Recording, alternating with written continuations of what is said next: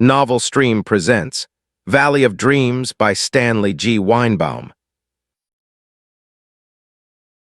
Captain Harrison of the Ares expedition turned away from the little telescope in the bow of the rocket. 2 weeks more at the most, he remarked. Mars only retrogrades for 70 days in all, relative to the Earth, and we've got to be homeward bound during that period, or wait 1.5 years for old Mother Earth to go around the sun and catch up with us again. How'd you like to spend a winter here? Dick Jarvis, chemist of the party, shivered as he looked up from his notebook. I'd just as soon spend it in a liquid air tank, he averred. These 80 below zero summer nights are plenty for me. Well, mused the captain, the first successful Martian expedition ought to be home long before then. Successful if we get home, corrected Jarvis. I don't trust these cranky rockets, not since the auxiliary dumped me in the middle of Thiel last week. Walking back from a rocket ride is a new sensation to me. Which reminds me, returned Harrison, that we've got to recover your films. They're important if we're to pull this trip out of the red. Remember how the public mobbed the first moon pictures? Our shots ought to pack them to the doors. And the broadcast rights, too, we might show a profit for the Academy. What interests me, countered Jarvis, is a personal profit. A book, for instance. Exploration books are always popular. Martian deserts house that for a title. Lousy, grunted the captain. Sounds like a cookbook for desserts. You'd have to call it Love Life of a Martian, or something like that. Jarvis chuckled. Anyway, he said, if we once get back home, I'm going to grab what profit there is and never get any farther from the Earth than a good stratosphere plane will take me. I've learned to appreciate the planet after plowing over this dried-up pill we're on now. I'll lay you odds you'll be back here year after next, grinned the captain. You'll want to visit your pal that trick ostrich. Tweel, the other's tone sobered. I wish I hadn't lost him at that. He was a good scout. I'd never have survived the dream beast but for him, and that battle with the push-cart things, I never even had a chance to thank him. A pair of lunatics, you two, observed Harrison. He squinted through the port at the gray gloom of the Mare Cimmerium. There comes the sun. He paused. Listen, Dick, you and Leroy take the other auxiliary rocket and go out and salvage those films. Jarvis stared. Me and Leroy, he echoed ungrammatically. Why not me and Putz? An engineer would have some chance of getting us there and back if the rocket goes bad on us. The captain nodded toward the stern, whence issued at that moment a medley of blows and guttural expletives. Putz is going over the insides of the Ares, he announced. He'll have his hands full until we leave because I want every bolt inspected. It's too late for repairs once we cast off. And if Leroy and I crack up, that's our last auxiliary. Pick up another ostrich and walk back, suggested Harrison gruffly. Then he smiled. If you have trouble, we'll hunt you out in the Ares, he finished. Those films are important, he turned. Leroy. The dapper little biologist appeared, his face questioning. You and Jarvis are off to salvage the auxiliary, the captain said. Everything's ready and you'd better start now. Call back at half-hour intervals, I'll be listening. Leroy's eyes glistened. Perhaps we land for specimens? No, he queried. Land if you want to. This golf ball seems safe enough. Except for the dream beast, muttered Jarvis with a faint shudder. He frowned suddenly. Say, as long as we're going that way, suppose I have a look for Tweel's home. He must live off there somewhere, and he's the most important thing we've seen on Mars. Harrison hesitated. If I thought you could keep out of trouble, he muttered. All right, he decided. Have a look, There's food and water aboard the auxiliary. You can take a couple of days, but keep in touch with me, you saps." Jarvis and Leroy went through the airlock out to the gray plain. The thin air, still scarcely warmed by the rising sun, bit flesh and lung like needles, and they gasped with a sense of suffocation. They dropped to a sitting posture, waiting for their bodies, trained by months in acclimatization chambers back on Earth, to accommodate themselves to the tenuous air.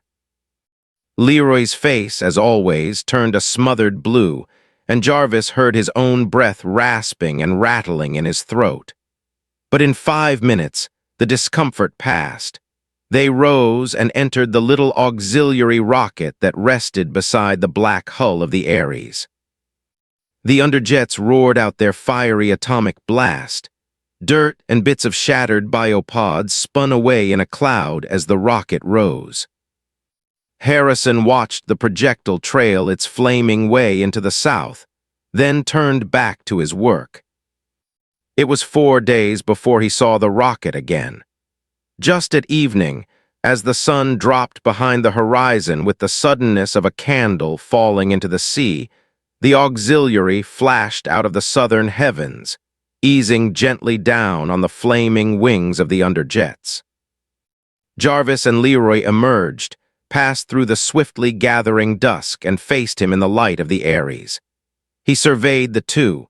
Jarvis was tattered and scratched, but apparently in better condition than Leroy, whose dapperness was completely lost.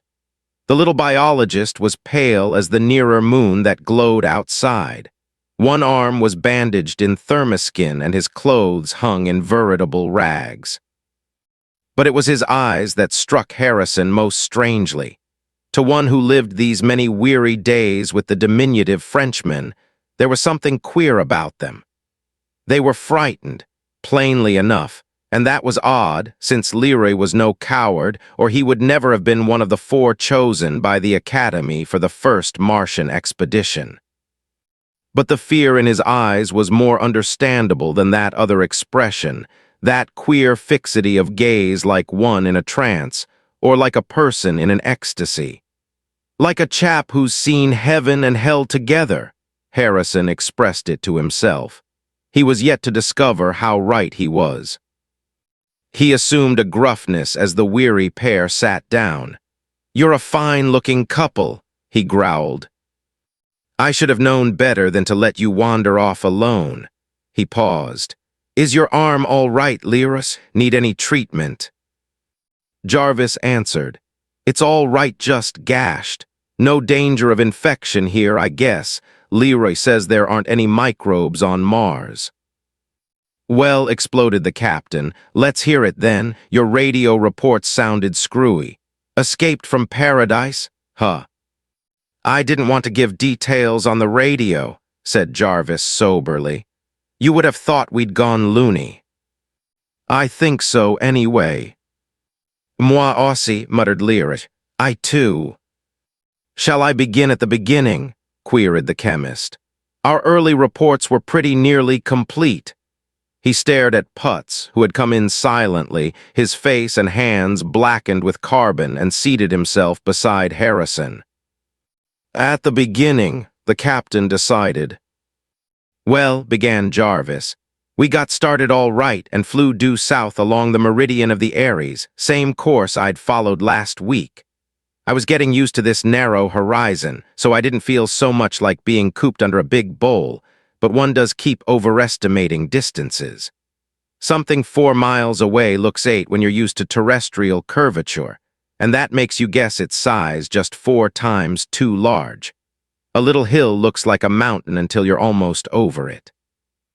"I know that," grunted Harrison. "Yes, but Leroy didn't, and I spent our first couple of hours trying to explain it to him. By the time he understood, if he does yet, we were past Cimmerium and over that Xanthus desert, and then we crossed the canal with the mud city and the barrel-shaped citizens and the place where Tweel had shot the dream beast. And nothing would do for Pierre here but that we put down so he could practice his biology on the remains. So we did. The thing was still there. No sign of decay. Couldn't be, of course, without bacterial forms of life, and Leroy says that Mars is as sterile as an operating table. Camelicur dune philus, corrected the little biologist, who was beginning to regain a trace of his usual energy. Like an old maid's heart. However, resumed Jarvis, about 100 of the little gray-green biopods had fastened onto the thing and were growing and branching. Lear found a stick and knocked them off, and each branch broke away and became a biopod crawling around with the others. So he poked around at the creature while I looked away from it. Even dead, that row-palmed devil gave me the creeps. And then came the surprise. The thing was part plant. C'est vrai, confirmed the biologist. It's true. It was a big cousin of the biopods, continued Jarvis. Leroy was quite excited. He figures that all Martian life is of that sort, neither plant nor animal. Life here never differentiated, he says. Everything has both natures in it, even the barrel creatures, even Tweel. I think he's right, especially when I recall how Tweel rested, sticking his beak in the ground and staying that way all night. I never saw him eat or drink, either. Perhaps his beak was more in the nature of a root, and he got his nourishment that way. Sounds nutty to me, observed Harrison. Well, continued Jarvis, we broke up a few of the other growths and they acted the same way. The pieces crawled around, only much slower than the biopods, and then stuck themselves in the ground.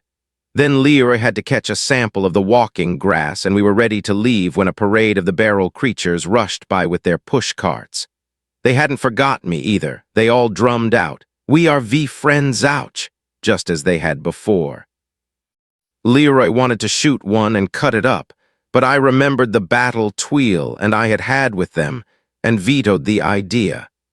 But he did hit on a possible explanation as to what they did with all the rubbish they gathered. Made mud pies, I guess, grunted the captain. More or less, agreed Jarvis. They use it for food, Leroy thinks.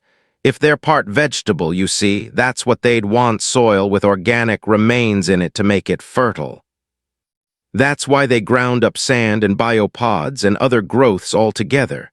See. Dimly, countered Harrison. How about the suicides? Leroy had a hunch there, too. The suicides jump into the grinder when the mixture has too much sand and gravel. They throw themselves in to adjust the proportions. Rats, said Harrison disgustedly. Why couldn't they bring in some extra branches from outside? Because suicide is easier. You've got to remember that these creatures can't be judged by earthly standards. They probably don't feel pain, and they haven't got what we'd call individuality. Any intelligence they have is the property of the whole community, like an ant heap. That's it. Ants are willing to die for their ant hill, so are these creatures. So are men, observed the captain, if it comes to that. Yes, but men aren't exactly eager. It takes some emotion like patriotism to work them to the point of dying for their country. These things do it all in the day's work. He paused. Well, we took some pictures of the dream beast and the barrel creatures, and then we started along. We sailed over Xanthus, keeping as close to the meridian of the Aries as we could, and pretty soon we crossed the trail of the pyramid builder. So we circled back to let Leroy take a look at it, and when we found it, we landed. The thing had completed just 2 rows of bricks since Tweel and I left it, and there it was, breathing in silicon and breathing out bricks as if it had eternity to do it in, which it has. Leroy wanted to dissect it with a Boland explosive bullet, but I thought that anything that had lived for 10 million years was entitled to the respect due old age. So I talked him out of it. He peeped into the hole on top of it and nearly got beamed by the arm coming up with a brick, and then he chipped off a few pieces of it, which didn't disturb the creature a bit. He found the place I'd chipped, tried to see if there was any sign of healing, and decided he could tell better in 2,000 or 3,000 years. So we took a few shots of it and sailed on. Mid-afternoon, we located the wreck of my rocket. Not a thing disturbed, we picked up my films and tried to decide what next. I wanted to find Tweel if possible. I figured from the fact of his pointing south that he lived somewhere near Thiel. We plotted our route and judged that the desert we were in now was Thiel 2. Thiel 1 should be east of us. So on a hunch, we decided to have a look at Thiel 1 and away we buzzed. "Der motors," queried Putz, breaking his long silence. "For a wonder we had no trouble, Carl. Your blast worked perfectly. So we hummed along pretty high to get a wider view, I'd say about 50,000 feet. Thiel 2 spread out like an orange carpet, and after a while we came to the gray branch of the mare Chronium that bounded it. That was narrow. We crossed it in half an hour, and there was Thiel 1 same orange-hued desert as its mate. We veered south, toward the mare Austral, and followed the edge of the desert. And toward sunset we spotted it." "SH potted," echoed Putz. "Vot vas SH potted?" The desert was spotted with buildings, not one of the mud cities of the canals, although a canal went through it.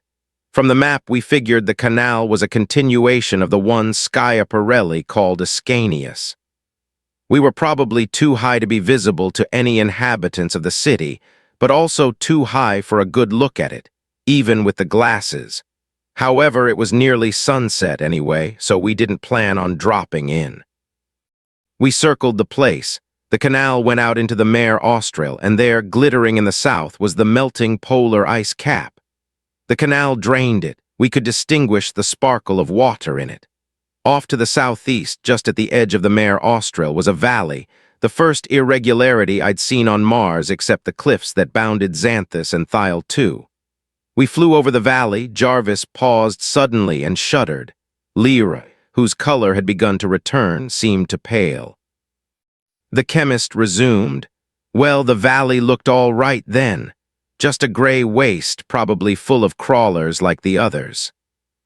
We circled back over the city. Say, I want to tell you that place was, well, gigantic. It was colossal. At first I thought the size was due to that illusion I spoke of, you know, the nearness of the horizon, but it wasn't that. We sailed right over it, and you've never seen anything like it.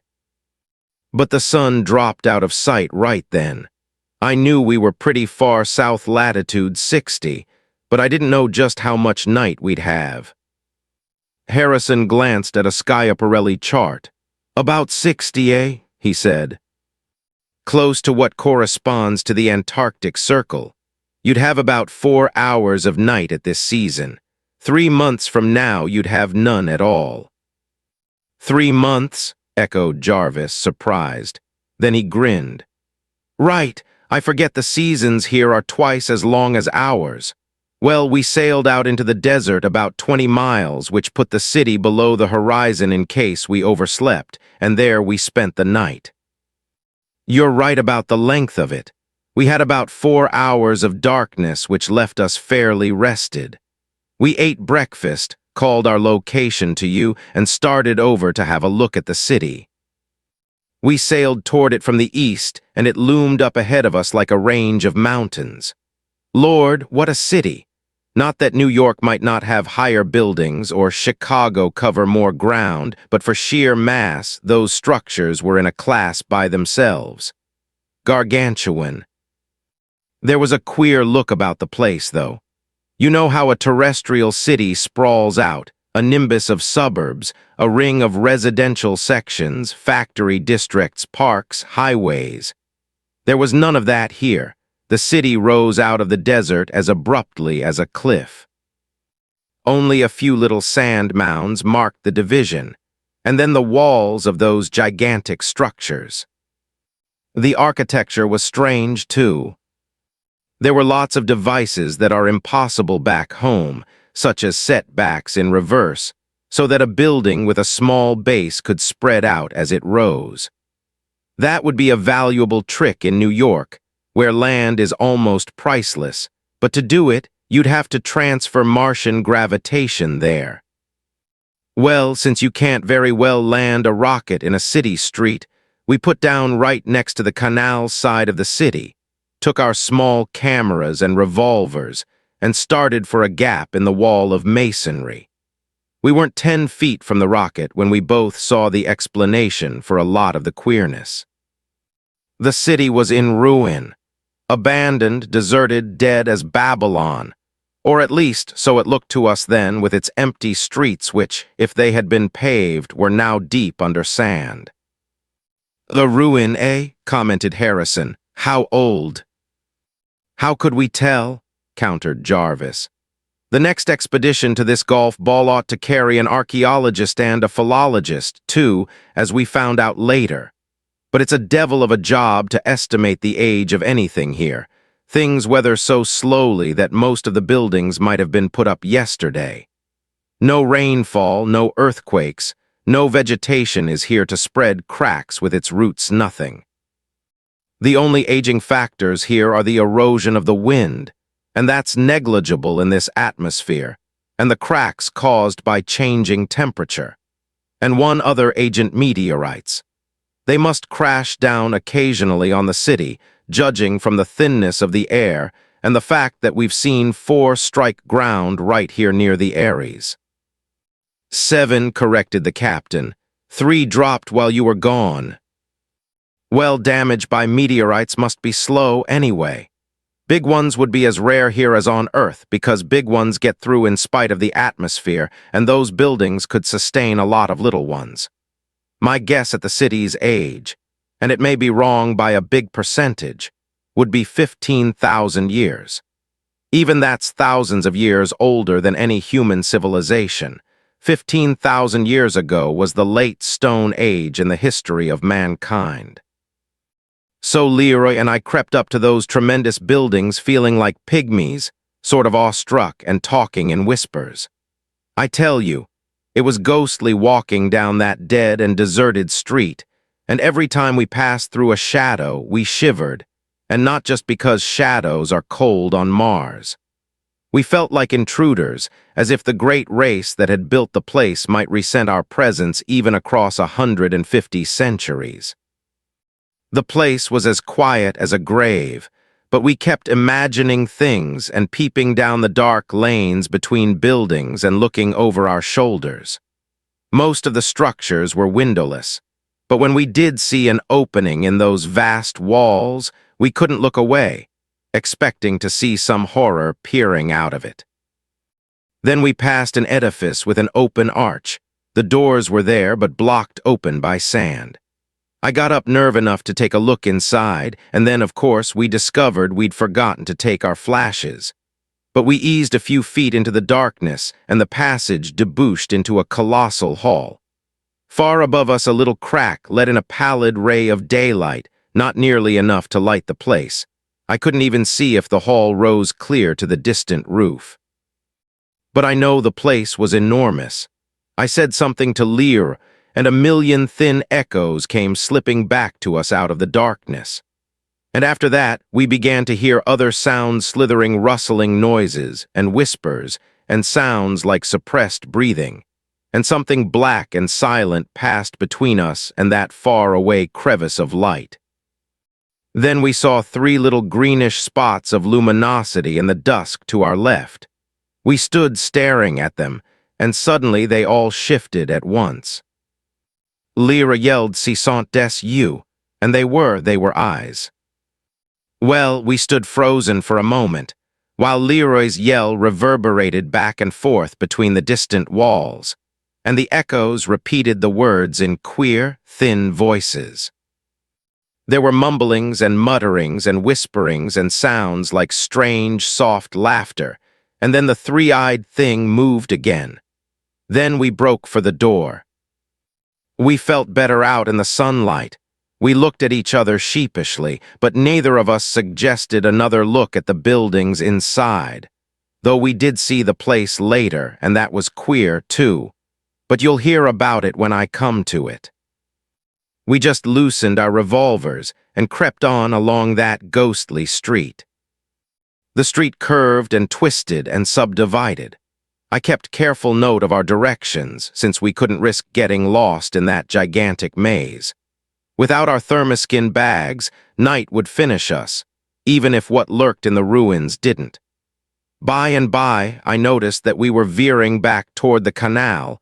The buildings ended, and there were only a few dozen ragged stone huts, which looked as though they might have been built of debris from the city.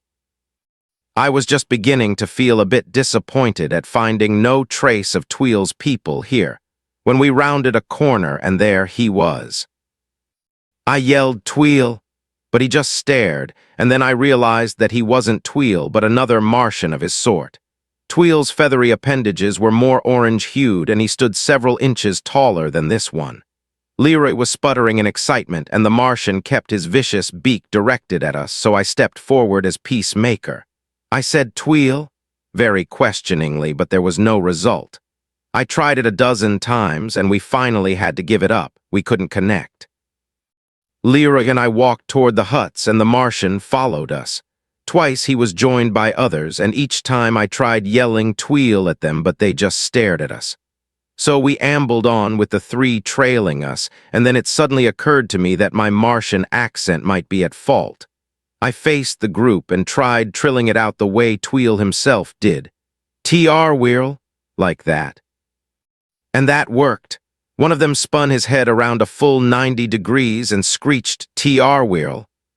And a moment later, like an arrow from a bow, Tweel came sailing over the nearer huts to land on his beak in front of me. Man, we were glad to see each other. Tweel set up a twittering and chirping like a farm in summer and went sailing up and coming down on his beak, and I would have grabbed his hands, only he wouldn't keep still long enough. The other Martians and Leroy just stared, and after a while Tweel stopped bouncing, and there we were.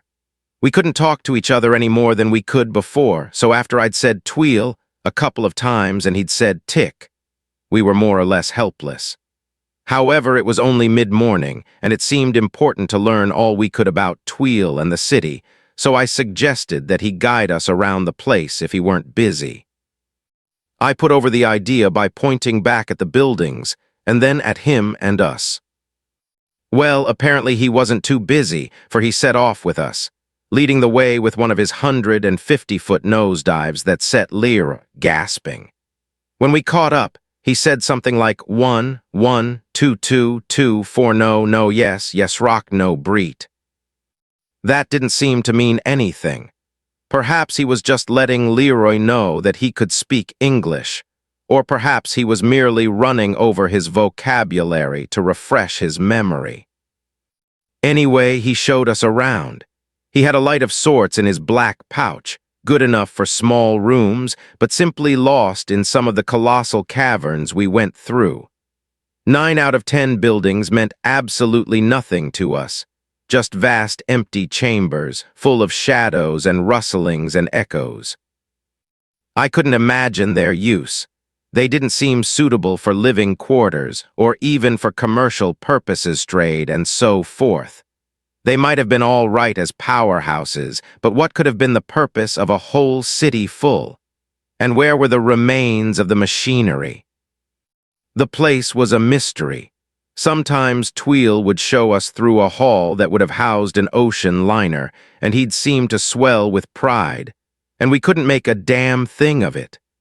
As a display of architectural power, the city was colossal. As anything else, it was just nutty. But we did see one thing that registered. We came to that same building Leroy and I had entered earlier, the one with the 3 eyes in it. Well, we were a little shaky about going in there, but Tweel twittered and trilled and kept saying, "Yes, yes, yes." So we followed him, staring nervously about for the thing that had watched us. However, that hall was just like the others, full of murmurs and slithering noises and shadowy things slipping away into corners. If the 3-eyed creature were still there, it must have slunk away with the others. Tweel led us along the wall. His light showed a series of little alcoves, and in the first of these we ran into a puzzling thing, a very weird thing. As the light flashed into the alcove, I saw first just an empty space, and then, squatting on the floor, I saw it. A little creature about as big as a large rat. It was gray and huddled and evidently startled by our appearance. It had the queerest, most devilish little face, pointed ears or horns and satanic eyes that seemed to sparkle with a sort of fiendish intelligence. Tweel saw it too and let out a screech of anger, and the creature rose on two pencil-thin legs and scuttled off with a half-terrified, half-defiant squeak. It darted past us into the darkness too quickly even for Tweel, and as it ran, something waved on its body like the fluttering of a cape. Tweel screeched angrily at it and set up a shrill hullabaloo that sounded like genuine rage. But the thing was gone, and then I noticed the weirdest of imaginable details. Where it had squatted on the floor was a book. It had been hunched over a book. I took a step forward. Sure enough, there was some sort of inscription on the page's wavy white lines like a seismograph record on black sheets like the material of Tweel's pouch. Tweel fumed and whistled in wrath, picked up the volume, and slammed it into place on a shelf full of others. Leroy and I stared dumbfounded at each other. Had the little thing with the fiendish face been reading? Or was it simply eating the pages, getting physical nourishment rather than mental? Or had the whole thing been accidental? If the creature were some rat-like pest that destroyed books, Tweel's rage was understandable, but why should he try to prevent an intelligent being, even though of an alien race, from reading? If it was reading. I don't know. I did notice that the book was entirely undamaged, nor did I see a damaged book among any that we handled. But I have an odd hunch that if we knew the secret of the little cape-clothed imp, we'd know the mystery of the vast, abandoned city and of the decay of Martian culture. Well, Tweel quieted down after a while and led us completely around that tremendous hall. It had been a library, I think. At least there were thousands upon thousands of those queer black-paged volumes printed in wavy lines of white. There were pictures, too, in some, and some of these showed Tweel's people. That's a point, of course. It indicated that his race built the city and printed the books. I don't think the greatest philologist on Earth will ever translate one line of those records. They were made by minds too different from ours. Tweel could read them naturally. He twittered off a few lines, and then I took a few of the books with his permission. He said, "No, no," to some and "yes, yes," to others. Perhaps he kept back the ones his people needed, or perhaps he let me take the ones he thought we'd understand most easily. I don't know. The books are outside there in the rocket. Then he held that dim torch of his toward the walls, and they were pictured. Lord, what pictures! They stretched up and up into the blackness of the roof, mysterious and gigantic. I couldn't make much of the first wall. It seemed to be a portrayal of a great assembly of Tweel's people. Perhaps it was meant to symbolize society or government. But the next wall was more obvious.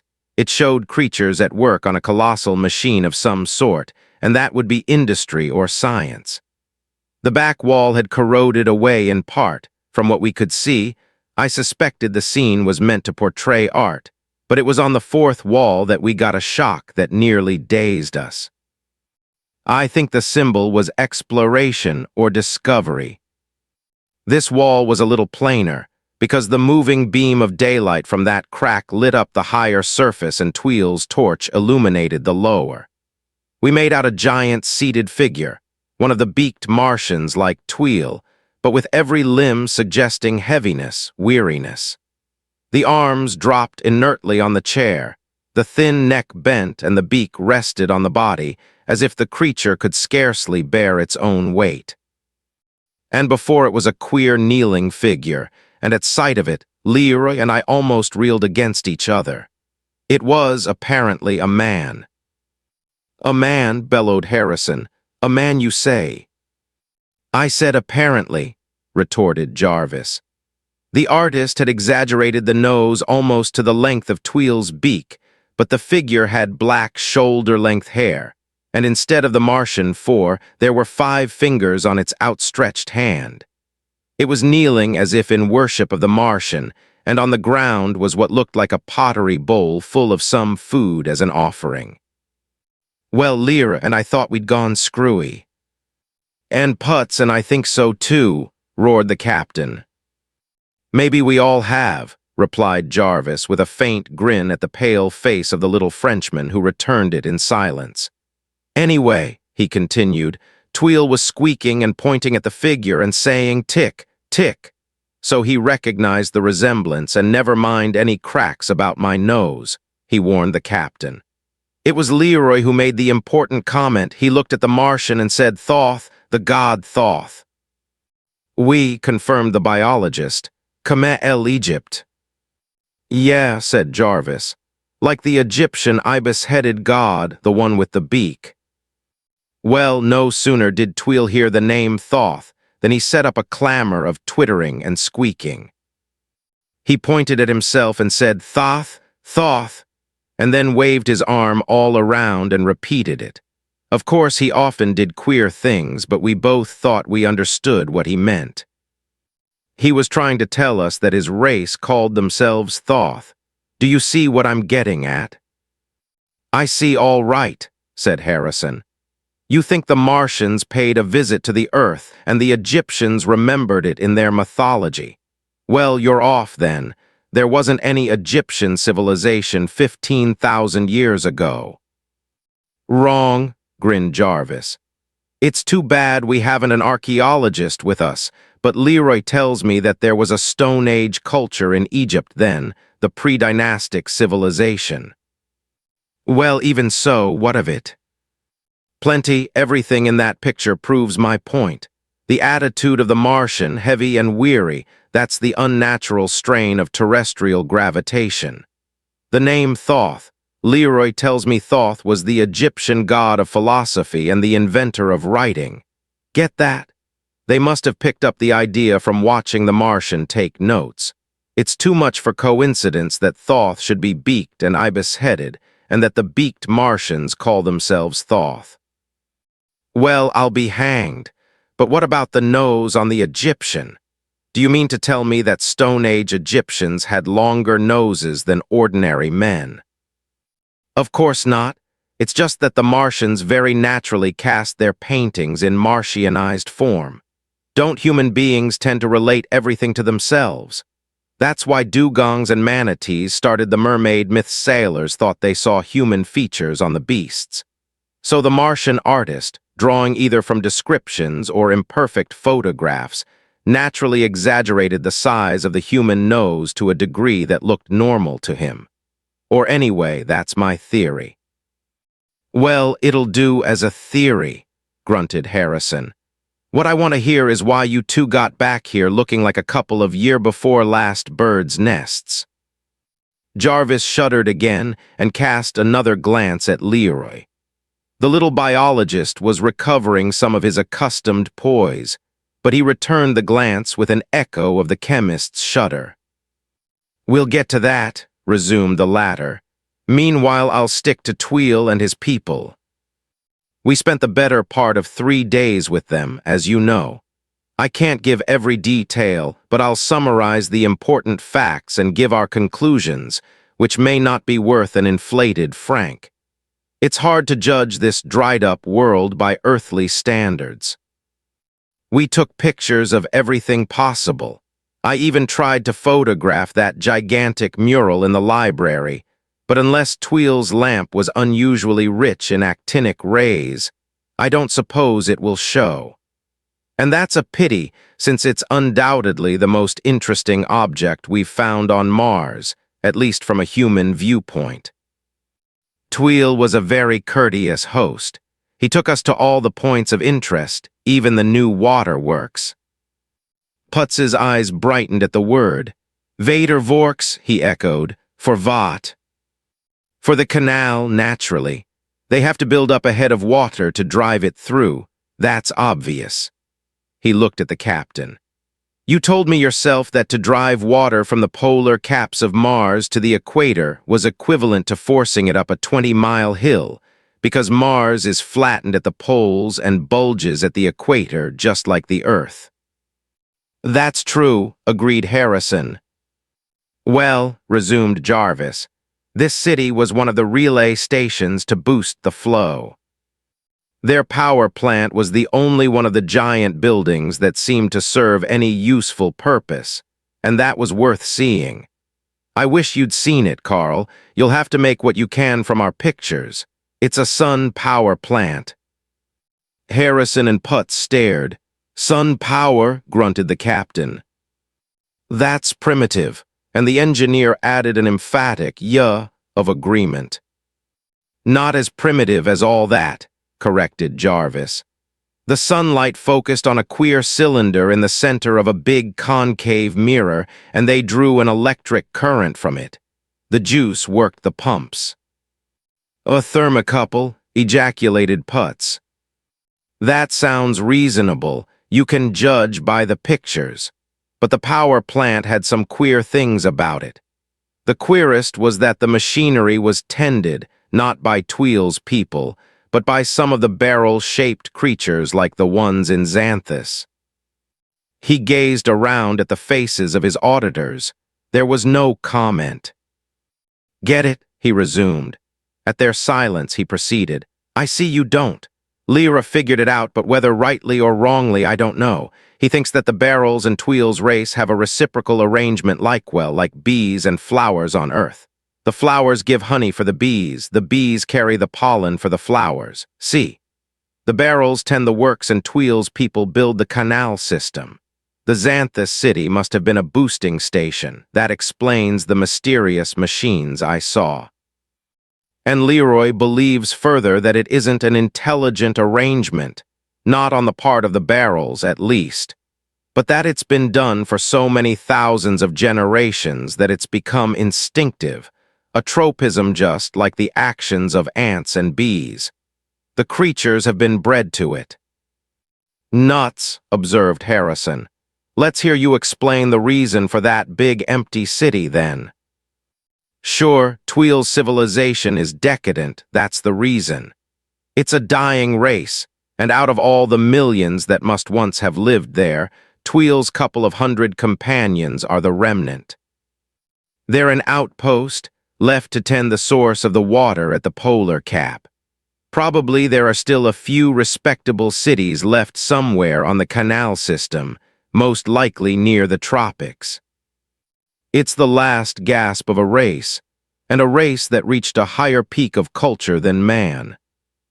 Huh, said Harrison. Then why are they dying? Lack of water. I don't think so, responded the chemist. If my guess at the city's age is right, 15,000 years wouldn't make enough difference in the water supply nor 100,000 for that matter. It's something else, though the water's doubtless a factor. Does Wasser cut in Putz? Vir goes dot. Even a chemist knows that, scoffed Jarvis. At least on Earth. Here I'm not so sure, but on Earth every time there's a lightning flash, it electrolyzes some water vapor into hydrogen and oxygen, and then the hydrogen escapes into space because terrestrial gravitation won't hold it permanently. And every time there's an earthquake, some water is lost to the interior. Slow but damned certain. He turned to Harrison. Right, Cap. Right, conceded the captain. But here, of course, no earthquakes, no thunderstorms, the loss must be very slow. Then why is the race dying? The sun power plant answers that, countered Jarvis. Lack of fuel, lack of power, no oil left, no coal left. If Mars ever had a carboniferous age and no water power, just the driblets of energy they can get from the sun. That's why they're dying. With the limitless energy of the atom, exploded Harrison. They don't know about atomic energy, probably never did, must have used some other principle in their spaceship. Then, snapped the captain, what makes you rate their intelligence above the human? We've finally cracked open the atom. Sure we have. We had a clue, didn't we? Radium and uranium. Do you think we'd ever have learned how without those elements? We'd never even have suspected that atomic energy existed. Well, haven't they? No, they haven't. You've told me yourself that Mars has only 73% of the Earth's density. Even a chemist can see that that means a lack of heavy metals. No osmium, no uranium, no radium. They didn't have the clue. Even so, that doesn't prove they're more advanced than we are. If they were more advanced, they'd have discovered it anyway. Maybe, conceded Jarvis. I'm not claiming that we don't surpass them in some ways, but in others they're far ahead of us. In what, for instance? Well, socially, for one thing. How do you mean? Jarvis glanced in turn at each of the three that faced him. He hesitated. I wonder how you chaps will take this, he muttered. Naturally, everybody likes his own system best, he frowned. Look, here on the Earth we have 3 types of society, haven't we? And there's a member of each type right here. Putz lives under a dictatorship and autocracy. Leroy's a citizen of the 6th Commune in France. Harrison and I are Americans, members of a democracy. There you are, autocracy, democracy, communism, the 3 types of terrestrial societies. Tweel's people have a different system from any of us. Different, what is it? The one no earthly nation has tried. Anarchy. Anarchy, the captain and Putz burst out together. That's right. But Harrison was sputtering. What do you mean they're ahead of us? Anarchy, bah. All right, bah, retorted Jarvis. I'm not saying it would work for us or for any race of men, but it works for them. But anarchy, the captain was indignant. Well, when you come right down to it, argued Jarvis defensively, anarchy is the ideal form of government if it works. Emerson said that the best government was that which governs least, and so did Wendell Phillips and I think George Washington. And you can't have any form of government which governs less than anarchy, which is no government at all. The captain was sputtering, but it's unnatural. Even savage tribes have their chiefs. Even a pack of wolves has its leader. Well, retorted Jarvis defiantly, that only proves that government is a primitive device, doesn't it? With a perfect race, you wouldn't need it at all. Government is a confession of weakness, isn't it? It's a confession that part of the people won't cooperate with the rest, and that you need laws to restrain those individuals which a psychologist calls antisocial. If there were no antisocial persons criminals and such, you wouldn't need laws or police, would you? But government, you'd need government. How about public workforce taxes? No wars on Mars, in spite of being named after the war god. No point in wars here. The population is too thin and too scattered. And besides, it takes the help of every single community to keep the canal system functioning. No taxes because, apparently, all individuals cooperate in building public works. No competition to cause trouble because anybody can help himself to anything. As I said, with a perfect race, government is entirely unnecessary. And do you consider the Martians a perfect race? Asked the captain grimly.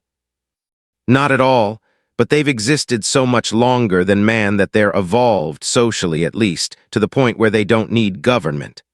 They work together, that's all. Jarvis paused. Queer, isn't it, as if Mother Nature were carrying on 2 experiments, one at home and one on Mars? On Earth, it's trial of an emotional, highly competitive race in a world of plenty. Here it's the trial of a quiet, friendly race on a desert, unproductive, and inhospitable world. Everything here makes for cooperation.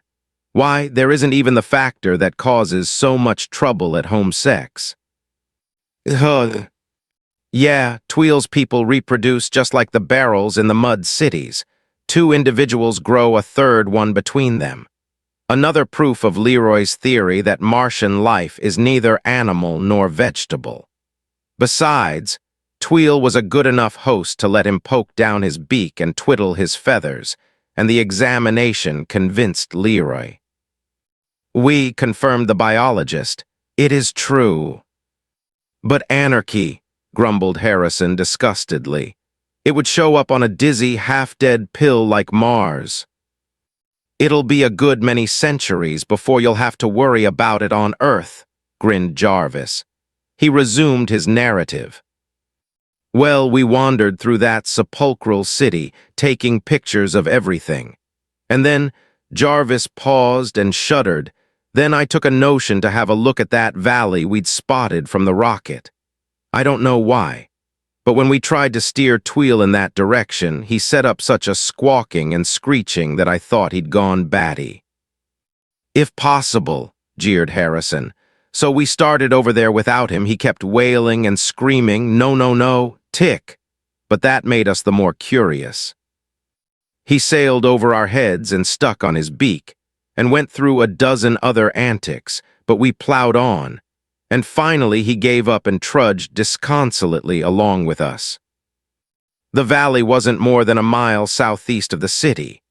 Tweel could have covered the distance in 20 jumps, but he lagged and loitered and kept pointing back at the city and wailing, no, no, no.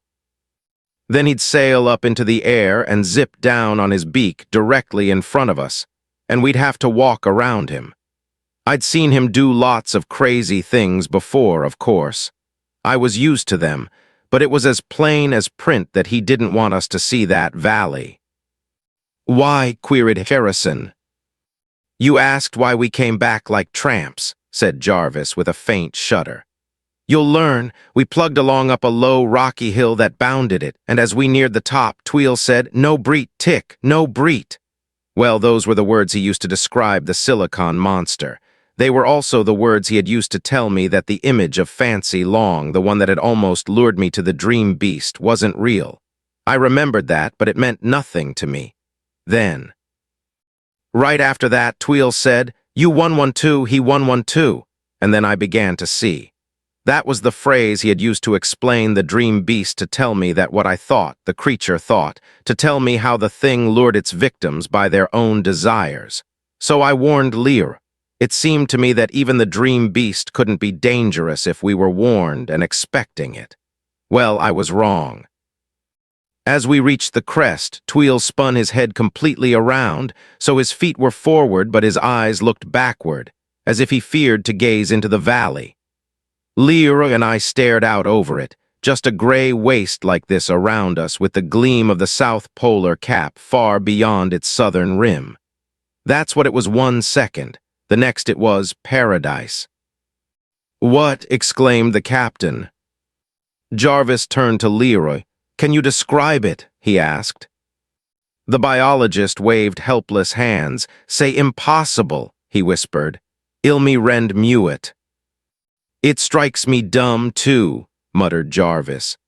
I don't know how to tell it. I'm a chemist, not a poet. Paradise is as good a word as I can think of, and that's not at all right. It was paradise and hell in one. Will you talk sense? Growled Harrison. As much of it as makes sense.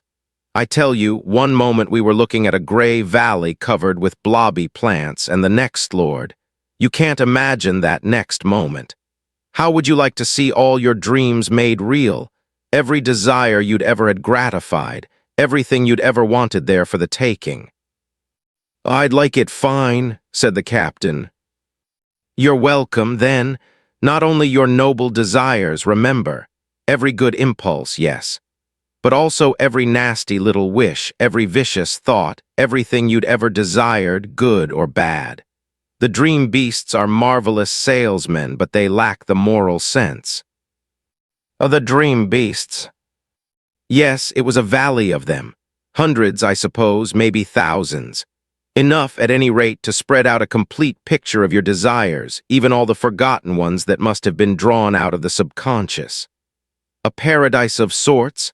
I saw a dozen Fancy Longs, in every costume I'd ever admired on her, and some I must have imagined.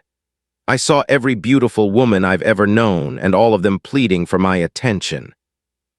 I saw every lovely place I'd ever wanted to be, all packed queerly into that little valley, and I saw other things. He shook his head soberly. It wasn't all exactly pretty. Lord, how much of the beast is left in us? I suppose if every man alive could have one look at that weird valley and could see just once what nastiness is hidden in him, well, the world might gain by it. I thanked heaven afterwards that Lear and even Tweel saw their own pictures and not mine. Jarvis paused again, then resumed. I turned dizzy with a sort of ecstasy. I closed my eyes, and with eyes closed, I still saw the whole thing. That beautiful, evil, devilish panorama was in my mind, not my eyes. That's how those fiends work, through the mind. I knew it was the dream beasts. I didn't need Tweel's wail of no breet, no breet.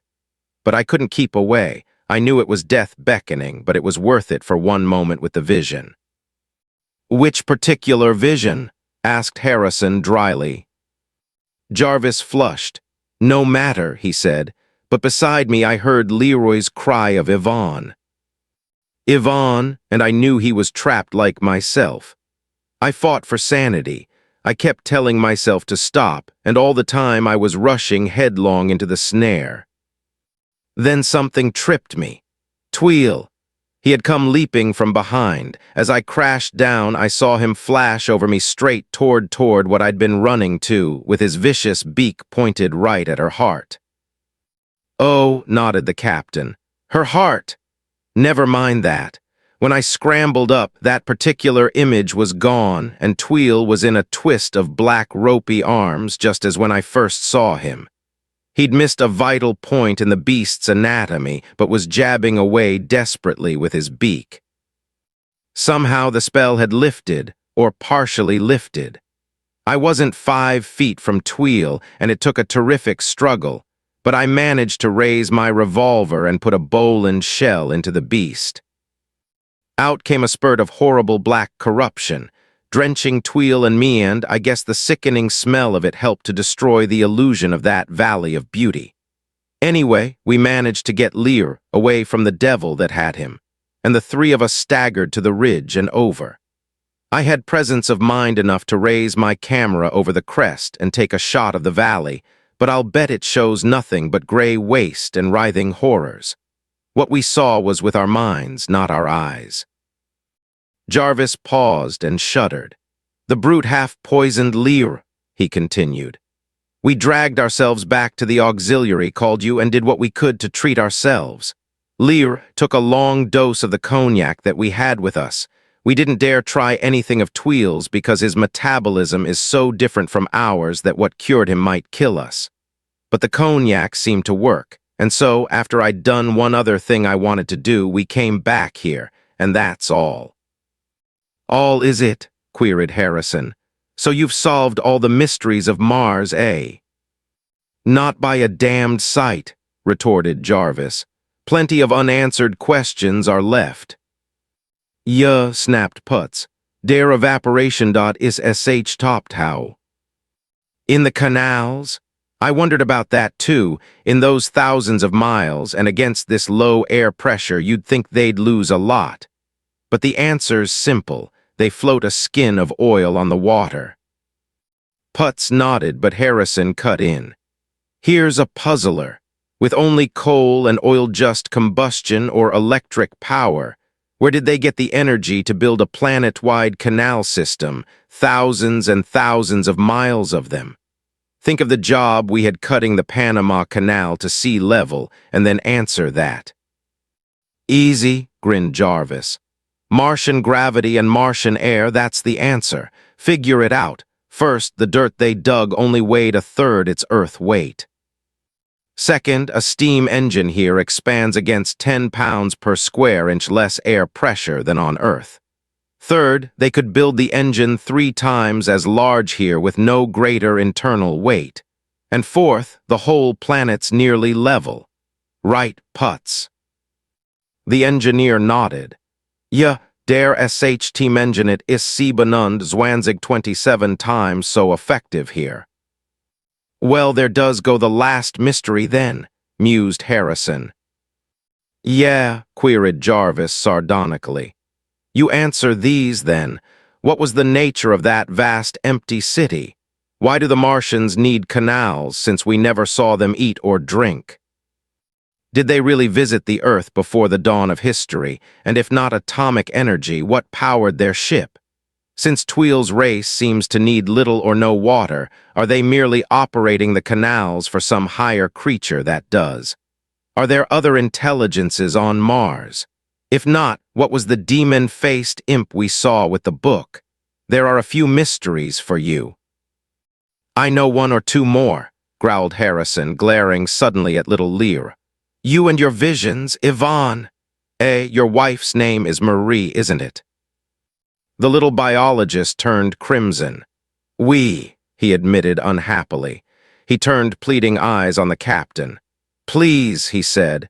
In Paris tout le monde everybody he think differently of those things, no. He twisted uncomfortably. Please, you will not tell Marie N.S.C. Pa. Harrison chuckled. None of my business, he said. One more question, Jarvis. What was the one other thing you did before returning here? Jarvis looked diffident. Oh, that. He hesitated. Well, I sort of felt we owed Tweel a lot, so after some trouble, we coaxed him into the rocket and sailed him out to the wreck of the first one over on Thiel 2. Then, he finished apologetically, I showed him the atomic blast, got it working, and gave it to him. You what? Roared the captain. You turned something as powerful as that over to an alien race, maybe someday as an enemy race. Yes, I did, said Jarvis. Look here, he argued defensively. This lousy, dried-up pill of a desert called Mars will never support much human population. The Sahara Desert is just as good a field for imperialism and a lot closer to home, so we'll never find Tweel's race enemies. The only value we'll find here is commercial trade with the Martians. Then why shouldn't I give Tweel a chance for survival? With atomic energy, they can run their canal system 100% instead of only 1 out of 5, as Putz's observations showed. They can repopulate those ghostly cities. They can resume their arts and industries. They can trade with the nations of the earth, and I'll bet they can teach us a few things. He paused. If they can figure out the atomic blast, and I'll lay odds they can. They're no fools, Tweel and his ostrich-faced Martians. Thank you for listening.